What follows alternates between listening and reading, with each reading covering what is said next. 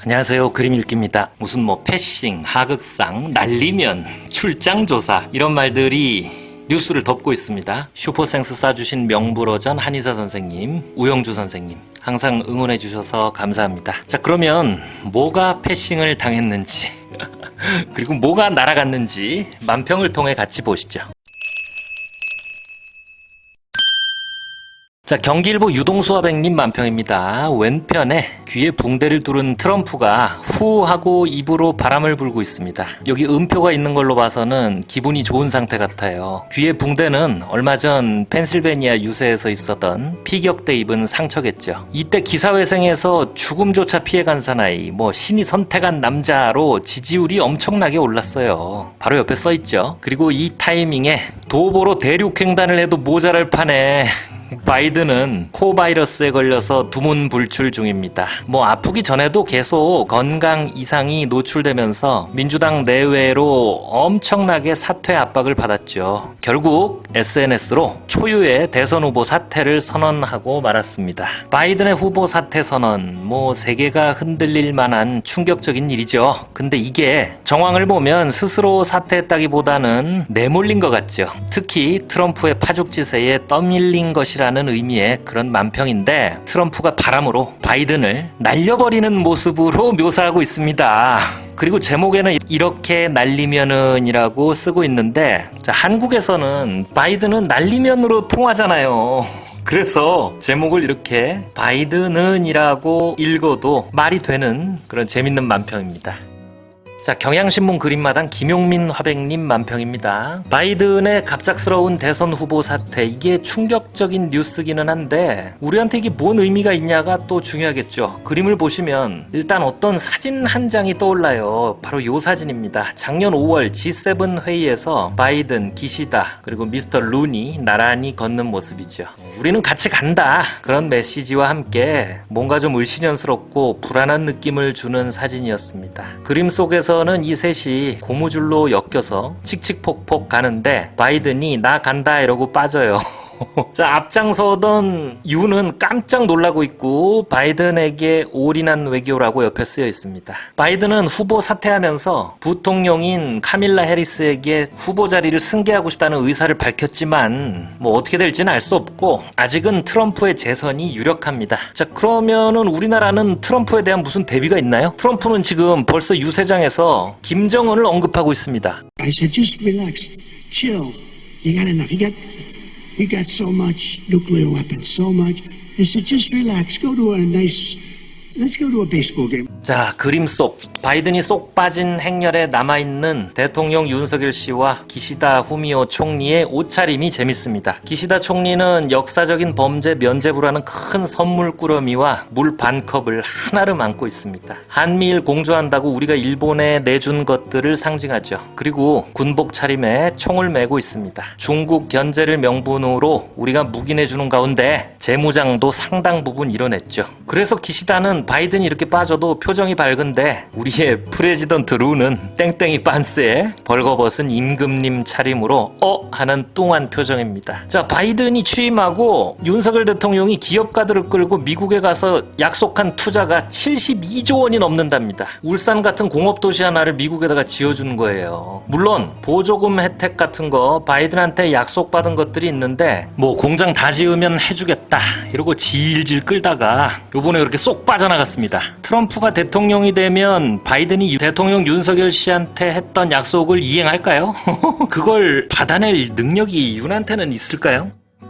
자, 한겨레 그림판 권범철 화백님 만평입니다. 한남동 관저의 한가로운 일상을 상상해서 그린 그림 같습니다. 등에 바이든 올인이라고 쓰여있는 대통령 윤석열 씨. 근데 재밌는 게 이 분홍 땡땡이 빤스의 난닝구 옷차림이 아까 김용민 작가님 그림과 같아요. 두 분이 짰나봐요. 하여튼 대통령 윤석열 씨가 바이든 초상 아래 날리면이라고 쓰인 명패를 바이든으로 바꾸면서 내가 괜한 짓을 이라는 생각을 합니다. 트럼프가 대통령이 되면 골치 아파지는 나란 일은 모르겠고 이제 바이든 눈치 볼 필요는 없지 했지라는 생각을 하는 것 같습니다. 그리고 이쪽에 여사님은 신문을 보고 있습니다. 자, 총장 패싱에 이원석 반발이라는 기사에 이원석 검찰총장의 이름을 지우고 날리면이라고 고쳤으면서 이게 된다고 라는 생각을 하고 있습니다.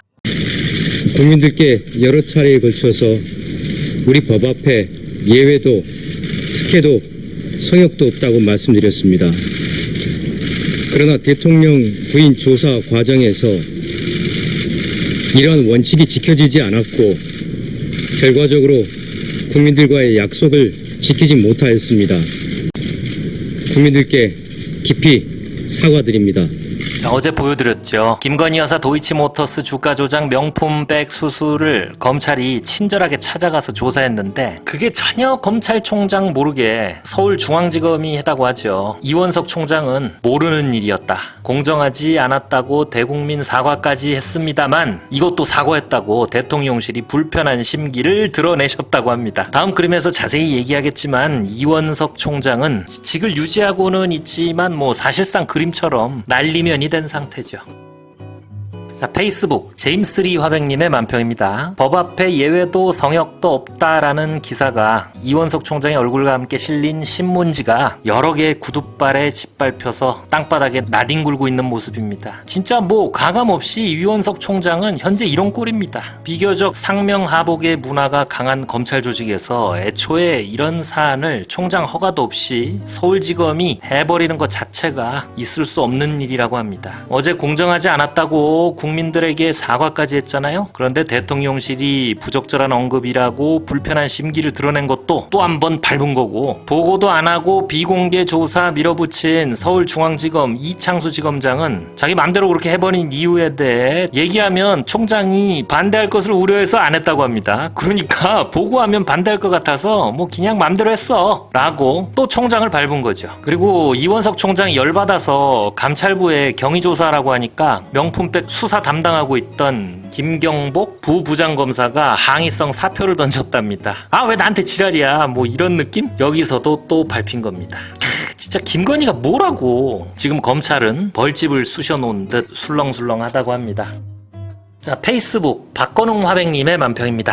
예쁜 광고용 명함이 하나 나왔습니다. 길에서 뿌리는 그런 거죠. 박건웅 화백님 특유의 목파나 같은 그림체에 정말 용도에 맞지 않게 과하게 예쁜 명함입니다. 이번 김건희 여사 출장 조사 사태로 명절에 떡값 받는 떡검, 성접 때 받는 새검, 개되는 개검, 민원실에 똥칠하는 똥검에 이어 검찰은 전화로 부르면 날아오는 콜검이라는 새로운 별명을 얻었습니다. 그래서 그림을 보시면 콜검, 부르면 갑니다. 신속, 항시대기, 그리고 전화번호는 문제 번호 02800-707X인데 이 X는 뭐 잘 알려진 0인 것 같아요. 그리고 여사님 깨끗하게 털어드릴게요. 대하고 쓰여 있습니다. 먼지털이개로 먼지를 터는 검사. 압수수색 박스에 명절 가래떡을 한아름 담고 있는 검사가 발그레한 볼로 환하게 웃고 있습니다. 아, 근데 여러분 이 02800-7070이 대통령실에서는 안보사항이라서 밝힐 수 없다고 했는데 이거 김건희 여사가 쓰는 전화 확실하냐? 그 번호랑 김건희 검찰 수사가 무슨 상관이냐? 라고 하면서 이런 만평에 이 번호가 왜 나오냐? 라고 물으실 수도 있습니다. 어제 전종원 화백님의 분신사바 그림에서도 검찰의 출장 조사를 다루면서 이 번호가 나오죠.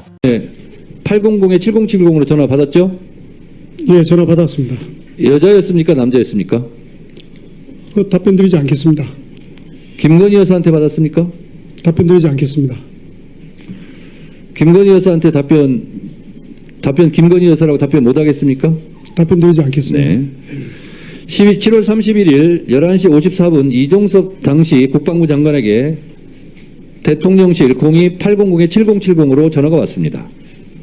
누군지는 밝힐 수 없습니다. 여자인지 남자인지도 밝힐 수 없죠.